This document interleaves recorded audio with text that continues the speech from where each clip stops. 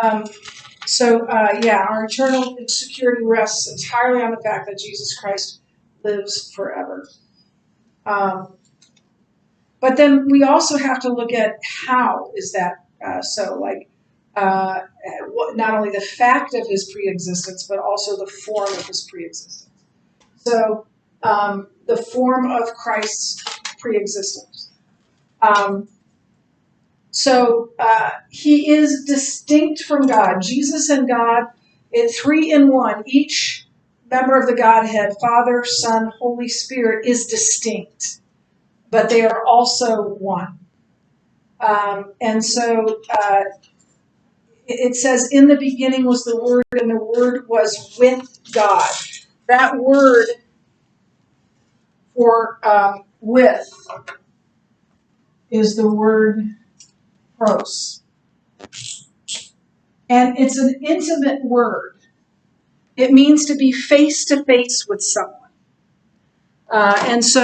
God and Jesus were in this intimate fellowship with one another, like face to face.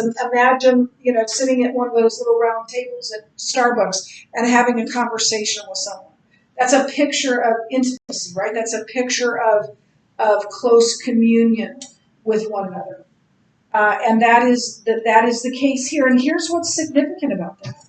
If Jesus were just merely an idea in God's mind or a thought in God's mind, could he face God? Can you come face to face with an idea? Can you come face to face? To go face to face with someone, you have to have a face, right?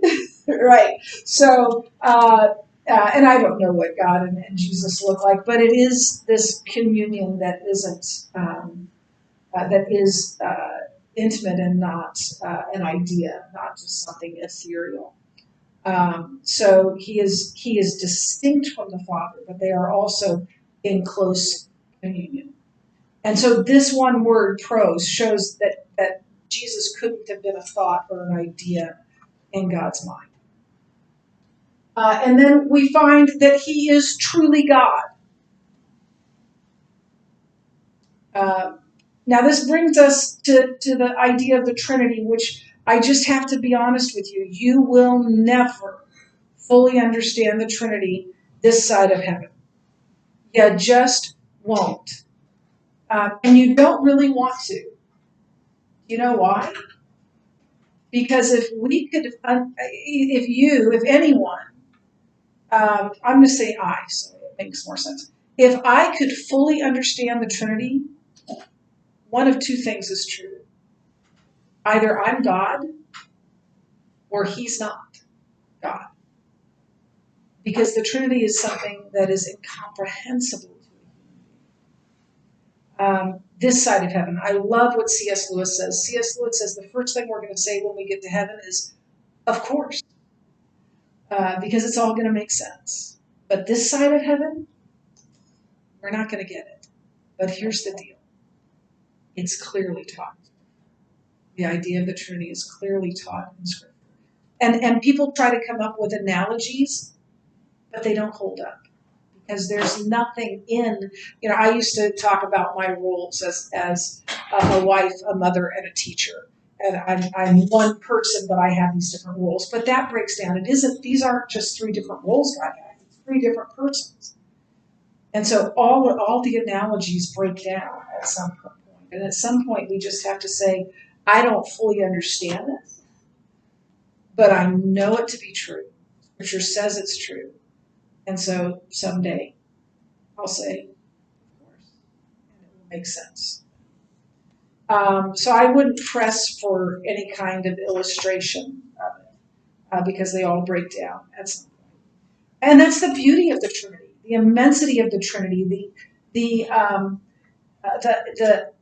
unfathomable truth of the Trinity that we can't completely wrap our brains around. That's beautiful. We have a God that we can't fully understand. I don't want to have a God that I can fully understand. That means that he's not God, and he's not a God worthy of my worship. And so the doctrine of the Trinity is just this unique thing in all of the universe. And to try to explain it fully would be like trying to explain light to a blind man. You can't do it. They don't have the experience to understand. So even Christ, although distinct from God, also claimed to be God. If you look at John 20, and Jesus is risen from the dead, and he's appeared to his disciples, and Thomas wasn't there. And so the disciples tell Thomas, "The Lord is risen," and he says, I don't believe it. I'm not going to believe it until I see the holes in his hands, the hole in his side. I'm not going to believe it. And so Jesus comes back, shows himself again, and this time Thomas is there. And Jesus says, "Come on, put your fingers in the holes in my wrists, put your hand in my side." And Thomas falls down at his feet and says, "My Lord and my God." Now here's why this is important. Jesus has shown himself to be exactly who he said he was. And Thomas worships him, calls him his God and worships him. If Jesus isn't God, all of that is blasphemy. Because the only one deserving of worship is God. But Jesus accepts his worship. He doesn't say, no, don't worship me. He says, blessed are you for believing. But blessed are those, who see and believe. Blessed are those who have not seen and still believe. So he was not some sort of good moral teacher. He was not some deceiver. He was and is God.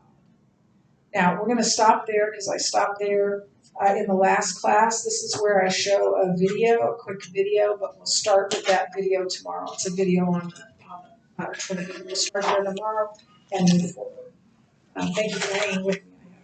I had a little bit of a jumbled beginning to this class. Can I give you a dart? What do you call a parade of rabbits hopping backwards? A receding hairline.